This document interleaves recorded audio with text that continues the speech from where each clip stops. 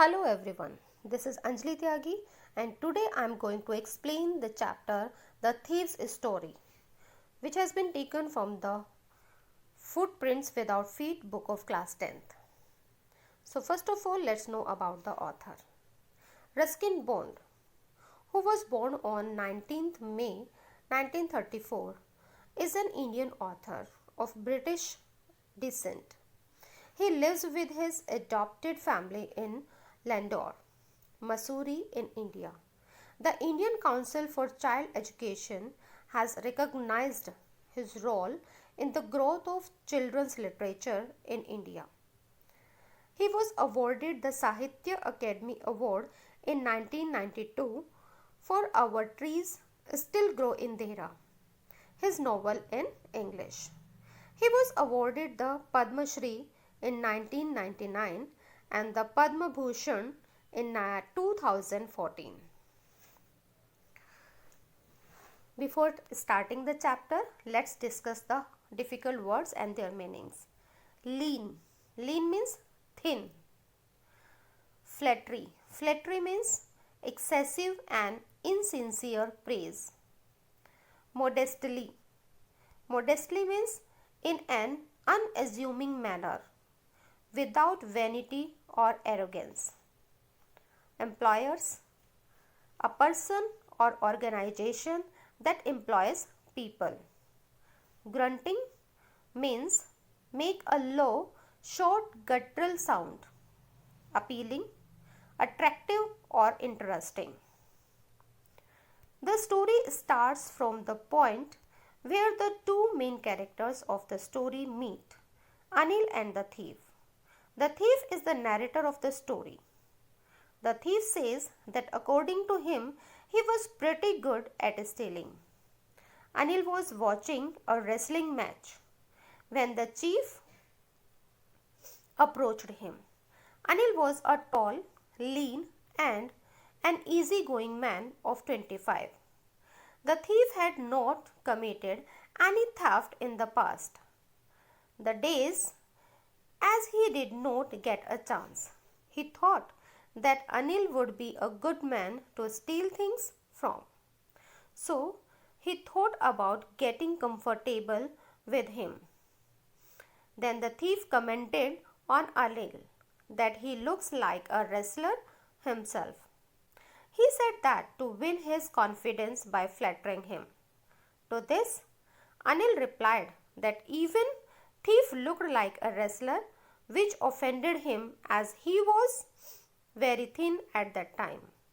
The thief modestly replied that he did wrestle a bit sometimes.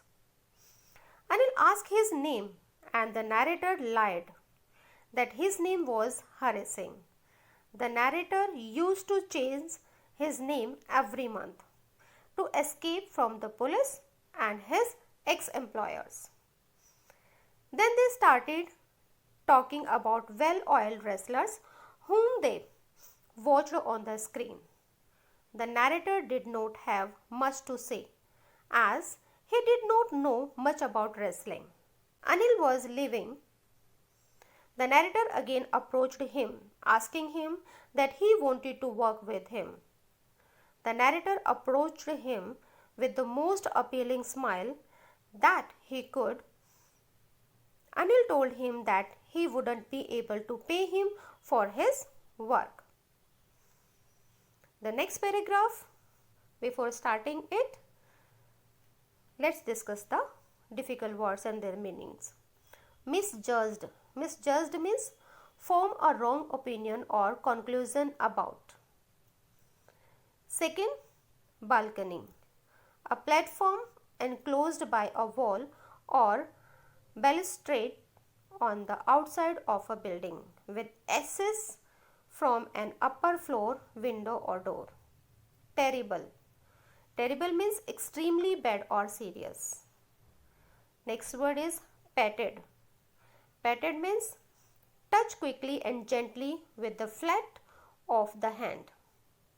Pleasant. Pleasant means giving a sense of happy, satisfaction or enjoyment. Supplies. A stock or amount of something supplied or available for use. So Hari had not expected this reply and thought to himself that he had misjudged Anil, as he had thought that Anil had a lot of money.